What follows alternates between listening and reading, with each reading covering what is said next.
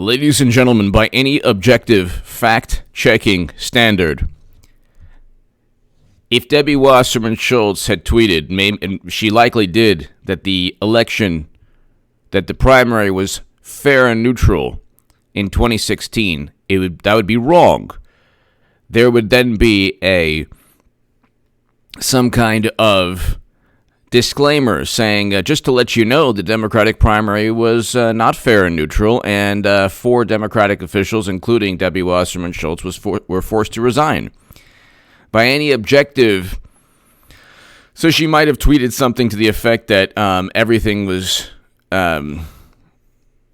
just above board and fair, and that would have been false by any objective fact-checking Twitter standards. Now, we know, because I haven't had Twitter. I don't have Twitter. I don't have Facebook. And this is one of the reasons.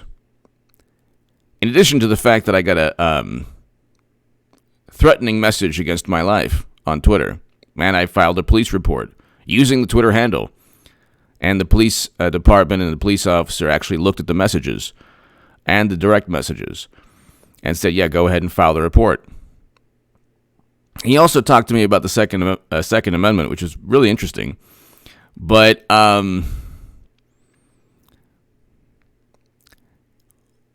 go ahead and find Adam Schiff's.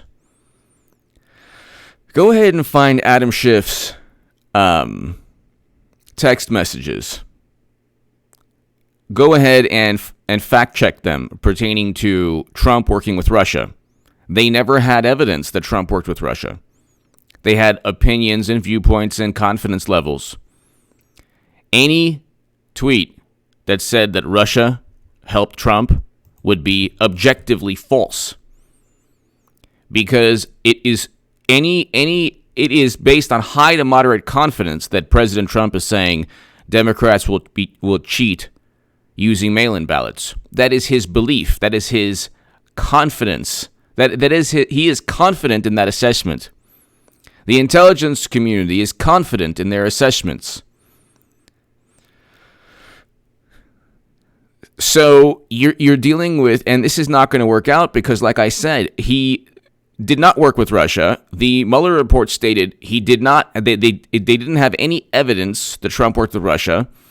If you want to get into the evidence was not sufficient, so therefore we couldn't make any indictments, then you're getting into the philosophy of language, and you're getting into a semantic debate. And 2 people or 10 people or 1 million people can have semantic debates all day long. We know if there's evidence that something happened, and we know if there's evidence something did not happen. We know that there is evidence, whether it's not widespread enough. We know that there is evidence that at times there have been mail-in ballot fiascos pertaining to Democrats. But let's just, before we get to that, let's get,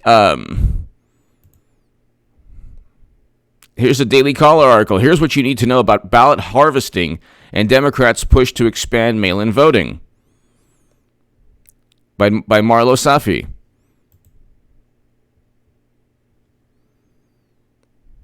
So,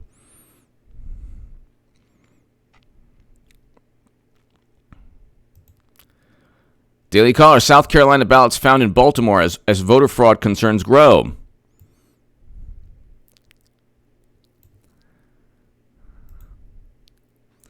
This is an article in the Post-Courier. After Charleston absentee ballots found in Maryland, SC considers cutting ties with printer. South Carolina election officials South Carolina election officials could have cut ties to a Minnesota printer after about 20 Charleston County absentee ballots were found in Maryland this week. What are Charleston absentee ballots doing in Maryland? And These are bizarre irregularities. But you can go and look. I mean, just in Broward County alone, just Broward County alone during the the gubernatorial election.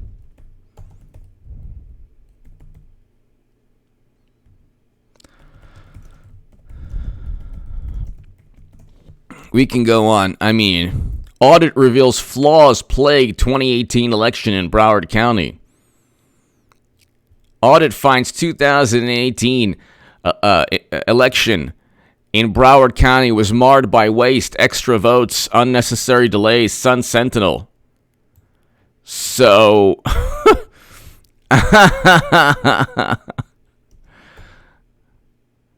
half of Broward County's election precinct reported more ballots cast than the number of voters. Oh my God. Confusing ballot designs may have led to thousands of voters inadvertently skip an important contest. Money was wasted on unneeded blank ballots, which weren't adequately tracked and were eventually destroyed. After Election Day, auditors found the recount was plagued by poor planning, inadequate staffing, and notice that every time there was a recount, it benefited Democrats. So they barely got away with not cheating.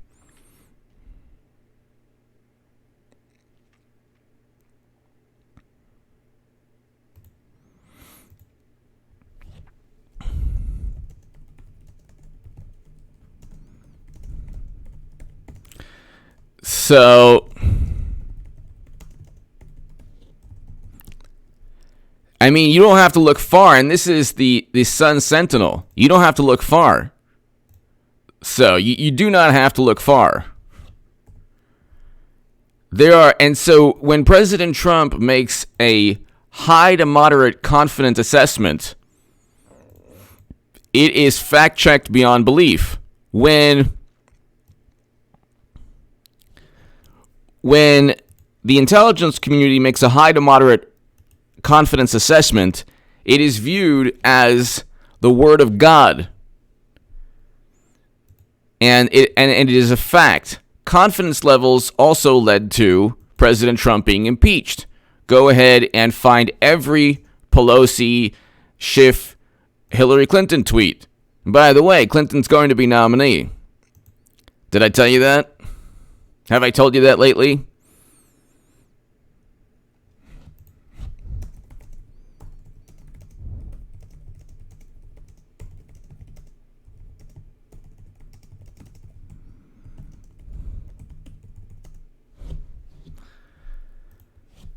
President Trump objectively there is no evidence that he withheld military assistance to go after Biden.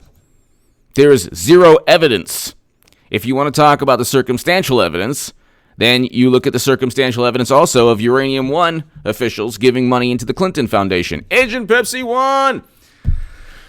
Dems are desperate to prove the actions of Twitter. This is not going to work out. Agent Pepsi One, thank you. This is not going to work out, ladies and gentlemen, because it is going to Christ Light! G'day from East Coast Australia to my Australian crew. Thank you. A contribution for your cousin Bizarro, given the funniest channel on YouTube. Christ Light! Christ Light, thank you so very, very much. Thank you. I have some seriously amazing viewers from all countries, UK, Canada, but Nepal. But I just want to thank my Australian viewers because they are amazing. They are amazing. Thank you, Christlight. Thank you. Jimbo, Webby, Aussie J, Christlight. Thank you so much, everyone. Thank you. But ladies and gentlemen, President Trump objectively never worked with Russia. Anyone who stated he did is either lying or making an inaccurate, false claim. He never worked with Russia. And every tweet, probably hundreds of tweets, maybe thousands from Democratic officials and pundits. Twitter now has to go back and fact check, or of course they won't. President Trump never worked with Russia. We also know that there's no evidence Russia wanted Trump. There's circumstantial evidence bolstering the confidence levels that and the intelligence community has, which is only 3, which the ODNI and DHS reports come with high to moderate confidence assessments. So confidence is not certainty, and if you state something with certainty based on confidence, that is not an accurate statement. Furthermore, there's no evidence that Trump withheld military assistance. He was still impeached. Every tweet, all hundreds or thousands of tweets that stated categorically he withheld military assistance lack nuance, lack context, either overtly deceive or blatantly lie, because there is no evidence. There is no document. There is no email. There's no evidence at all that Trump withheld military assistance. Now, if you want to call the viewpoints of scholars as evidence, then have Peter Schweizer and everyone involved with Clinton Cash start a special counsel, and if Clinton wins, we can impeach Clinton. She won't win. President Trump's going to defeat Clinton.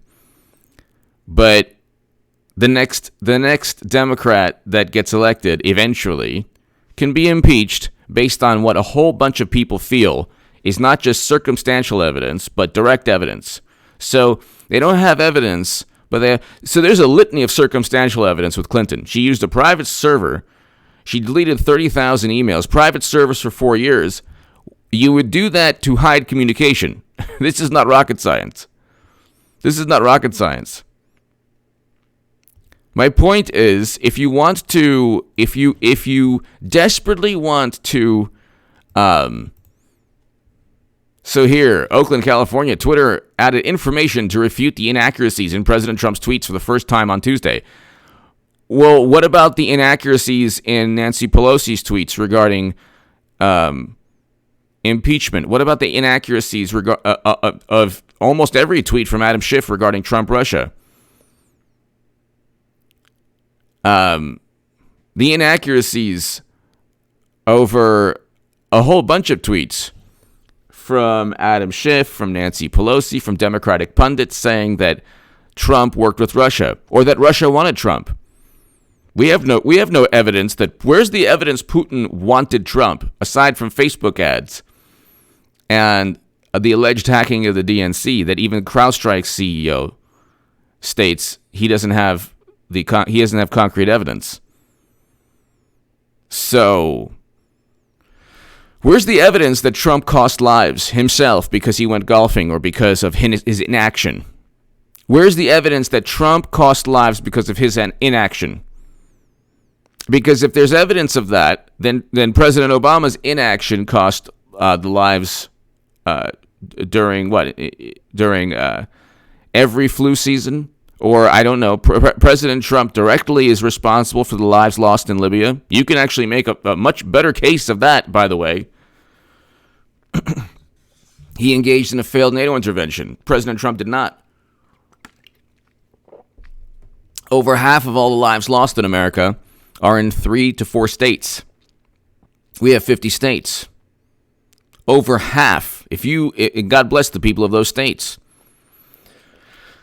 And 75 to 90% of all the lives lost are not only above 50 years old, but they're 75% are above 70 years old.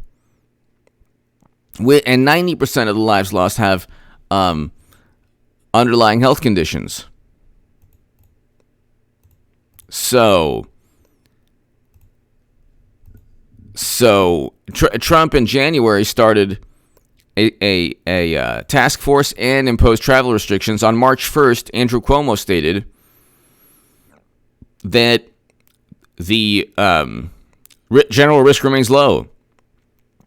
There's no reason for undue anxiety for the people of New York. So you tell me, This is not going to work out because they are so. This is the thing. Nobody, and I've noticed this speaking to people. Nobody calls them out because they feel that they control the cultural narrative. Democrats and liberals and Hollywood and the left feel that they control the cultural narrative. When they lose to President Trump again with Clinton, they're not going to feel that way forever.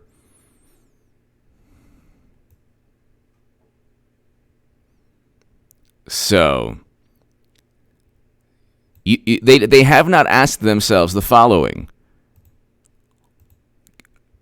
Okay, so here, there's no way, zero, that mail-in ballots will be anything less than substantially fraudulent. Mailboxes will be robbed, ballots will be forged, and even illegally printed out of and fraudulently signed. The governor of California is sending ballots to millions of people. And so here you have the warning labels were a minor addition to Mr. Trump's tweets, but they represent a big shift in how Twitter deals with the president. But what about how Twitter deals? This is exactly the teacher in class that picks on one student and allows the entire class to get away with everything. So you have an entire class of high school students or middle school students, throwing paper airplanes and, spitballs and listening to music and eating lunch and doing it. And then you have President Trump that's making statements that nobody likes. And they're focusing on him when you have all of these inaccurate, deceptive lies. Trump worked with Russia. Trump withheld military assistance. This is not accurate. There's no evidence. Even I had a litany of even the 538. You have the Associated Press. There's no evidence there's no direct evidence that Trump withheld military assistance. There's no evidence at all, really. It's just people's opinions. He withheld military assistance, and there's a conversation which he alluded to, an investigation, and then there was the word though, or some kind of word that was supposed to convey a message of wink, wink, nudge, nudge, you better investigate or else you won't get. That's not what the word stated. Or you have to. Democrats have to inject and create meaning where none exists. And then now we're finding out that Biden is corrupt. Well, we already knew this, but now even the left is like, he's really corrupt. And my God, this is hilarious. You look at like I said, go and look at all the tweets that talk about Trump's inaction. There was nothing that Trump could have done in New York, in New Jersey, in Michigan, or in Illinois that those Democratic governors would have listened to. This is not accurate. That's not an accurate statement. His inaction did not cause people to lose their lives because Democrats would never have listened to him anyway, and media would have instinctively and immediately pushed back against any claim he made. So the interesting thing is also the notion that people were just looking for leadership.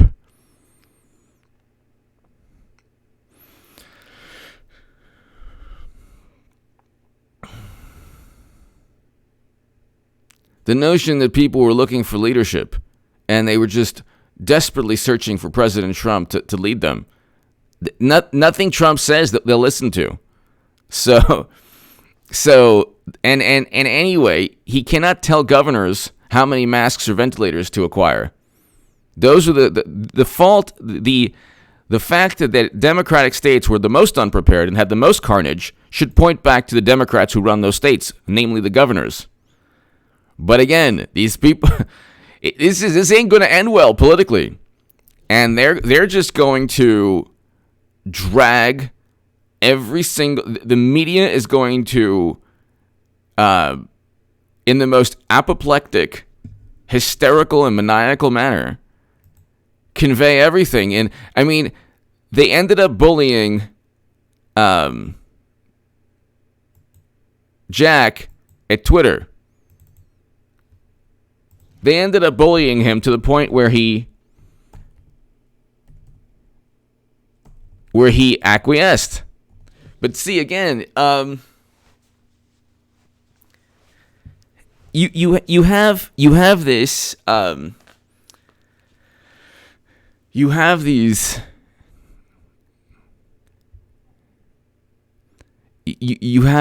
this media this media outrage because it's so selective and almost it's just like it's arbitrary and based solely on contempt for Trump. The average American sees this. Okay, life existed before Twitter, and life was a lot better before social media. And social media is going to take the Democratic Party.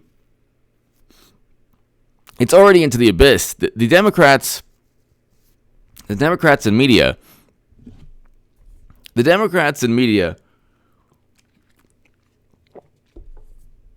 have fallen into an abyss of their own disinformation. Trump never worked with Russia, and every tweet that said he did is false. Trump never withheld military assistance because he was afraid of Biden. There's no evidence of that. There's no, and the proof is that he never. That would have been a crime had he done so. You could have found 18 U.S. Code 371. You could have found, if there was a wide-ranging conspiracy, they could have found a legal statute. They didn't impeach President Trump on a legal statute, so every tweet that says this criminal presidency is wrong. If it's a criminal presidency, where's the crime that he committed? I want to know, because they impeached him about 4 months ago. And this was right when they should have been focusing on the current crisis, which they didn't. Then we had record low unemployment. And now, if you check my segment from today, we're going to have the best numbers ever. We're going to have the best numbers ever in the third or fourth quarter. And then they'll say, oh, well, you know what? They'll find some way to say it's President Obama's economy. They'll find some way. But this is not going to work out. This is not. Honestly, you have to understand something. From here on out, I don't care. I don't care what media does. I don't care if they suspend Trump from Twitter, because then he'll have press conferences on YouTube. I don't care how, and then they'll be viewed by the entire planet. I don't care what they do to try to stop this man. They're not going to stop him. And what we're seeing, ladies and gentlemen, is the only one of the few times in world history where one man is. I don't think people understand that there's one man going up against Hollywood, media, social media, so technology, and tell me what Twitter is aside from a glorified. Okay, tell me what Twitter and Facebook are, aside from glorified message boards. They're glorified message boards, or they're more advanced, more technologically advanced message boards. There's nothing to Twitter. In fact, Twitter is the worst way to communicate. The absolute worst way to communicate. 280 characters. The most common length of a tweet is 33 characters.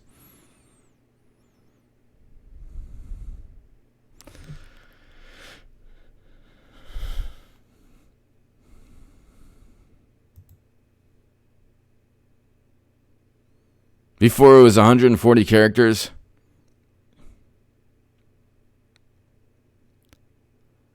So, you can't communicate in this manner. Twitter is the absolute worst way to communicate. There's zero nuance. There's zero context. Everything is seen as an affront, a disrespectful comment or statement or rebuttal. It's used as a way to vent and spread negativity. There's very little positivity on Twitter unless you agree 100% with the person you're communicating with. It is the absolute, and Facebook's the same way.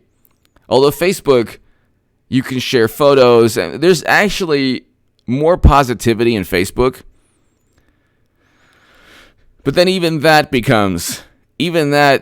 easily gets, you can easily go astray on Facebook too. But see, again, what is the monumental difference from MySpace to Facebook? Of course there are differences. But what's the monumental difference between Reddit and Twitter? You get Reddit, people get into arguments all the time on Reddit. It's a message board. These are glorified message boards. And then people make such a big deal about them because Twitter has become kind of like, the global commons where anyone, anywhere can, and that's a problem too. You can argue with anyone on the planet instantly. You don't learn things from people on Twitter. It's a way for you to actually get into a negative interaction with people. That's not what anyone strives for. It usually just happens, especially in politics. And not just politics. There are so many other subject matters that lead people to get into arguments. But again, this is going to take down. This will take down Twitter and Facebook because President Trump's going to win again. It's not. There are too many things that could happen to help the president. One is the rebounding economy. So California and New York and California could take 30 more phases before it reopens its economy. The overall economy will still rebound tremendously. Because, like the Politico article was saying today, there's no underlying economic reason. This is self-induced. We tanked our entire economy when we didn't have to. That's not science. Science never told us anything, just like science never said the initial projections would be right. Projections were consistently revised downwards, and they still are. Okay, they still are. But the shutdown was based on initial projections of the sky falling.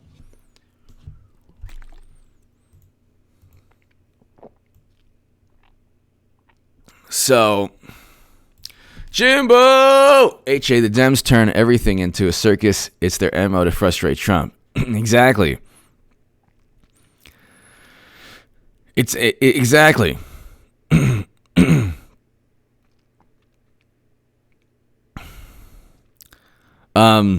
Jimbo, that's the thing. It's actually they're trying to teach Barnum and Bailey how to run the circus. That it don't work that way. Don't go to Barnum and Bailey or Ringling Brothers and try to have them run the circus. President Trump knows exactly what's going on. Jimbo, thank you as always, Jimbo. Old school dad, man. Never used Twit or I've gone tomorrow, not soon enough. State-run private. Yes, it really is. Twitter is the biggest waste of time. And there's no reason. Like, the best thing that ever happened, one of the best things I've ever done in my entire life is delete my Facebook and Twitter accounts. I've been thinking the other day, how much time and aggravation, how much time would I waste and how much aggravation would it give me? Because I don't see, like, if you're in politics in any way, if you have YouTube channels, you're in politics, if you write articles, or if you're you have a pundit and you're on Twitter, almost every day you're going to get into some kind of dispute. It's not possible, especially in during the election, it's not possible not to get into a dispute on Twitter. How much time is wasted? It is like a high school, a dysfunctional high school class every day on Twitter, every single day. It is the worst. It brings out the worst in humanity. There's no reason to be on social media when you have reality and you live and breathe reality. Why would you try to venture into this cyber world where it's like every day is a blizzard at Foxborough? This is not. If you're a Trump supporter, well, I suggest everyone that watches my channel just delete their Facebook and Twitter, especially during this election. And you can always go back to it after the election, but I think it's just a complete waste of time. And if you get aggravated or frustrated in any way, it's only going to get worse. So you might as well just remove yourself from it and save yourself the aggravation. But if you enjoy it, that's one thing. That's a different story. But people like to live in their own world. And here if you're prominent in any way at all, not prominent, but if you have some kind of viewership, or if your words can reach hundreds or thousands of people, or tens of thousands of people, or hundreds of thousands of people, then you're always, if you're on the left, or if you just don't like Trump, you'll get retweeted 1,000,000 times. If you don't like Trump and don't like Democrats, that is actually that's a really bad, like, people think it's very, very noble, but it's not a fun place to be. It's not a fun, because you're getting it from both sides. Then, if you like Trump, sure, then you have a whole lot of people too who are Trump supporters, but the rules are set. The rules are set to where if somebody writes a hit piece on you and you go and try to call them out, you say something mean, that Twitter suspends you, but not them. So, but the best thing that ever happened was, wait a second, I realized I don't need this. This is complete nonsense. This is complete and utter nonsense. Agent Pepsi 1, exactly.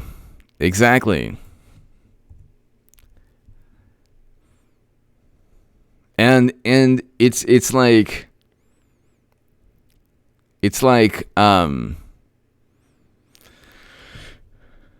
old school dad man, thank you. It's like people don't want. This is one of the reasons that Twitter is going to go down with the Democratic Party this November. Oh, Trump stain. They call.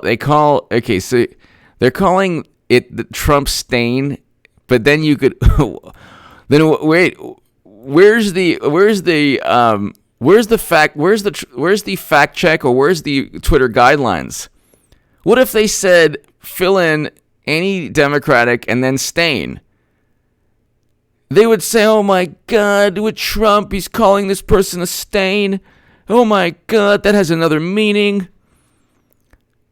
He's calling this person, and so they're allowed to call Trump stain.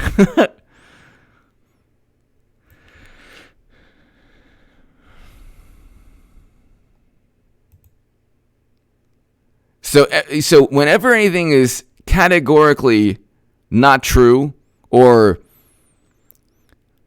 whenever something does not have evidence to back it up, it only counts.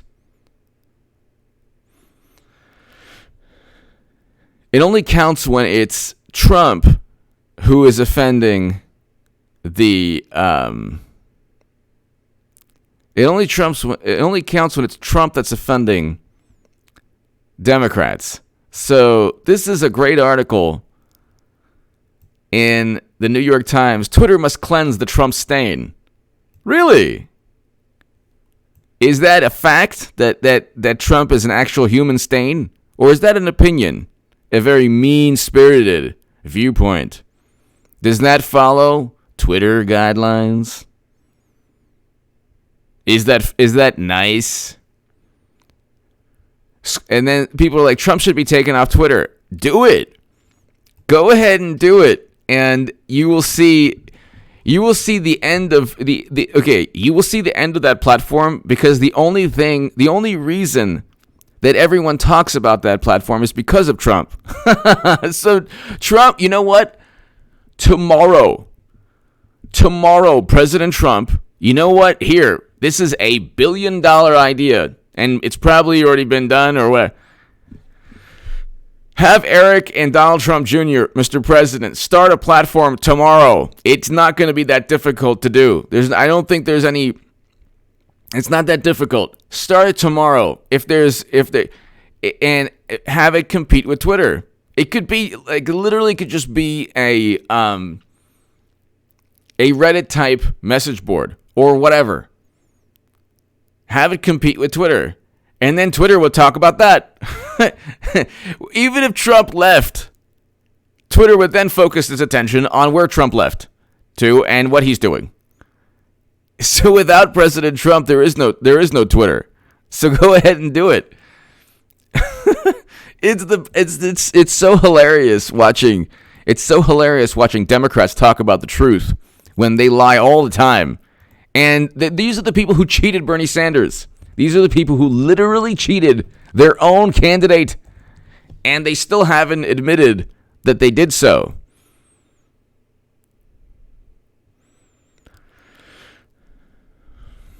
And then you have, of course, Jerry Nadler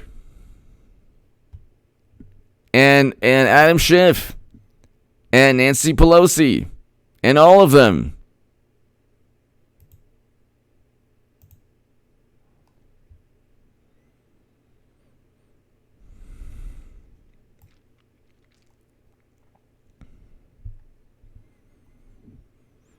All of them have tweets that are not accurate.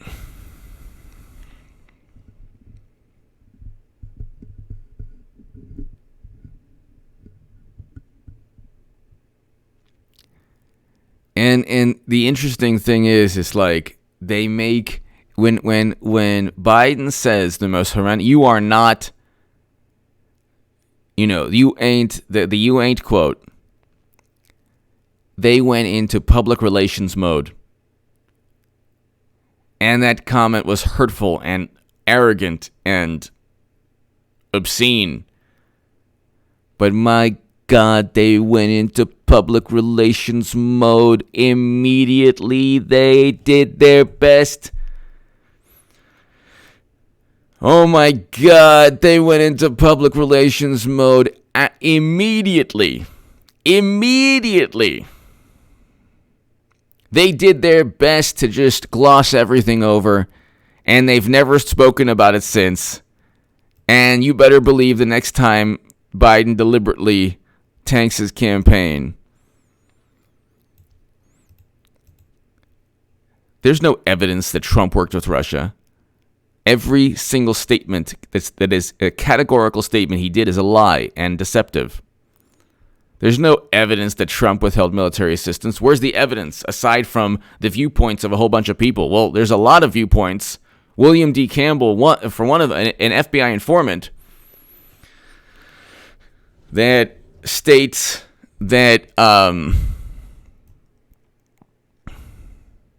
that President Trump that states that Madam Secretary had a whole bunch of incentives to take in the millions upon millions of dollars from Uranium One. But now it's like it is like a fact. The conjecture and the the view that something could have taken place is now a fact. So Trump working with Russia is now a fact. That Russia wanted Trump is a fact, even though we're finding out that Russia also wanted Clinton. And that information was withheld by guess who? All the Democrats. Isn't that interesting? So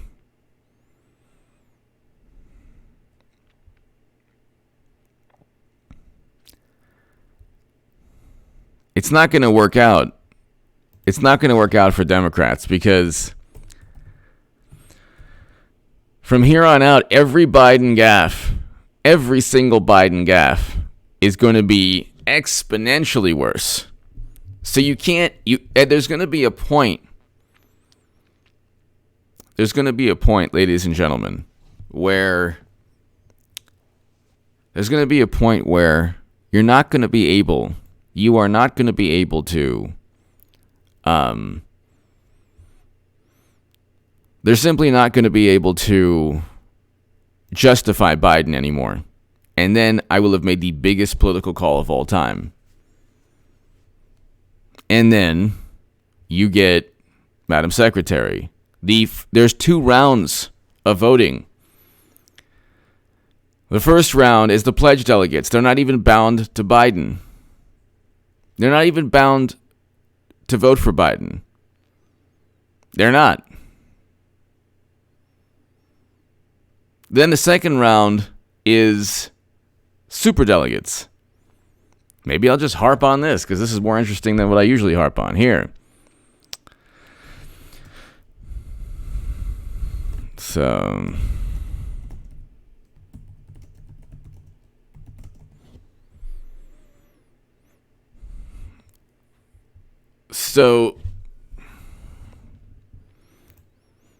how to win the Democratic nomination and why it could get complicated. Of course, the New York Times wants you to. What's the deal with the contested convention anyway?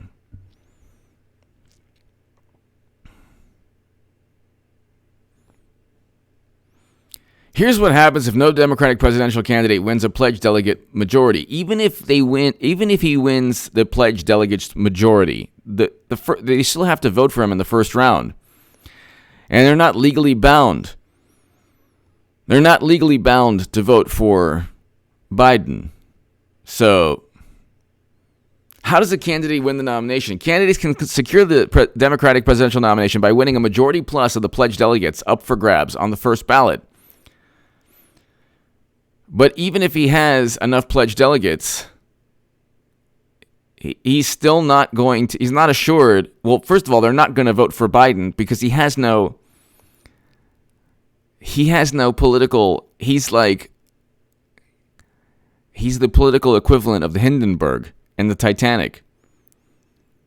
He wouldn't even win the popular vote.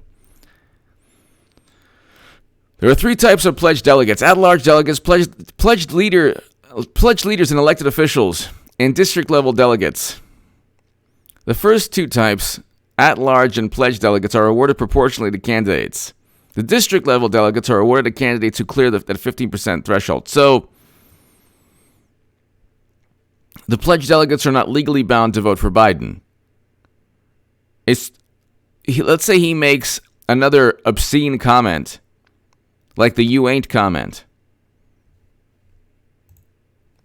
But what about the superdelegates? Where do they come into this? Superdelegates, otherwise known as automatic delegates, cannot vote on the first ballot except as a formality in the event that a candidate is already running away with the pledged delegate majority. This reduction of superdelegates' role, here we go, forms one of the major reforms out of the Unity Commission, a collection of Bernie Sanders and Hillary Clinton supporters. Bernie was so integral in all the treachery, it's unbelievable. Who cares if they're not? Who cares if they don't vote on the first ballot anyway? So they vote on the second ballot. The pledged delegates aren't even bound. There's like a million ways Clinton can become nominee.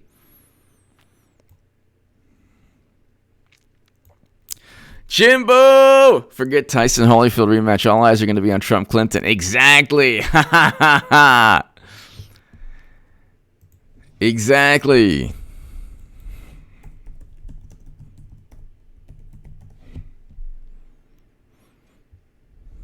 Wow.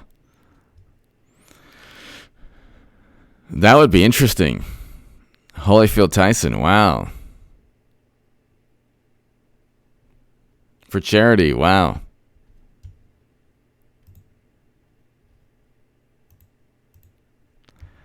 Jimbo. It's Trump, Clinton all over again, but they can't. I mean, they're playing it up. Oh my God, they're playing it up so good. This balancing act between making Biden so utterly horrendous and yet so pragmatic and yet so inevitable is a charade that I've never seen before, and I don't think after this election will ever happen again. Any Democrat that thinks that Biden is going to be nominee is the same type of person. If the Democratic Party said do and then fill in the blank, they would do it no problem. Because when your reality revolves around looking at something and saying this cannot be true, but still believing it, that's a problem. That's a big problem. That's the average Democrat has that issue. They look at Biden and they say, what? And then they say, but he can defeat Trump.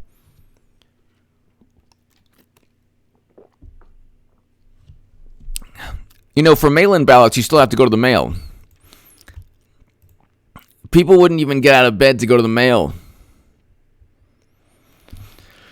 They wouldn't even walk to the post office or walk to the mailbox. So,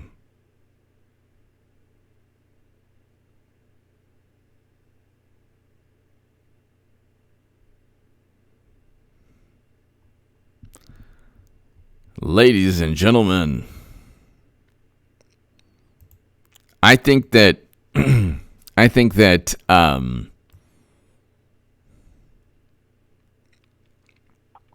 still, election misinformation is a sore spot for Twitter and Mr. Dorsey. The company faced heavy criticism along with Facebook for allowing Russian disinformation to run rampant during the platform.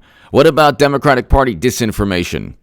What about the disinformation that said that the election was fair and neutral, which it wasn't, and Bernie Sanders was cheated? What about the disinformation that said Facebook ads and Twitter bots swung the election? Where's the evidence that it swung the election? I want to know how many votes. I want to know if they swung 70,000 votes. This is all conjecture. How many people actually interacted with Russian Facebook ads or Twitter bots? Nobody has even seen these Facebook ads. I mean, you can see them. There's one Politico article. They're absurd. And where's the list of Twitter, Russian intelligence Twitter handles? So that is not an accurate statement. That's also deceptive, based on a lie or a deceptive claim by Brennan, Comey, and Clapper, which is that they only have confidence. They only have confidence, ladies and gentlemen. They don't have evidence. They don't do it. This, like Brennan said, I don't do evidence, I do intelligence. Old school dad man, thank you. Old school dad man. And you type in Joe Biden, and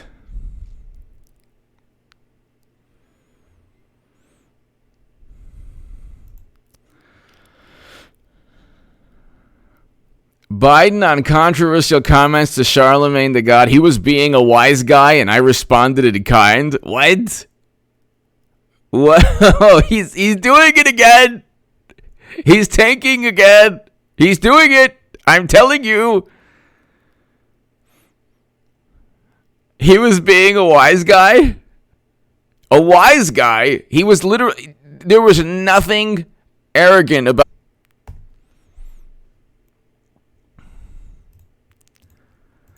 Biden, wise guy.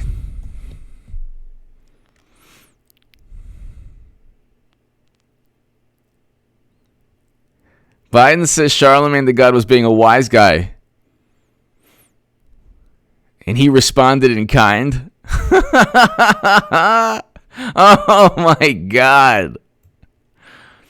Oh my God. All right, check out H.A. Goodman's other channel right now. I will do a segment on that right now. Ladies and gentlemen, thank you so very much. To my super chat, thank you. I will be back tomorrow morning, people. Be here for the morning segment. And ladies and gentlemen, thank you. Jimbo, everyone here, thank you so very much. Eric H526, Luke St. Martin. Thank you, everybody. Check out H.A. Goodman's other channel right this second. Oh my God, I can't believe. I'm telling you, he's tanking his campaign deliberately, like I said. Thanks, everybody. See you very soon on H.A. Goodman's other channel, about 10 minutes. And be here tomorrow morning around 9, 10 a.m. Pacific for the live stream. Thanks, everybody.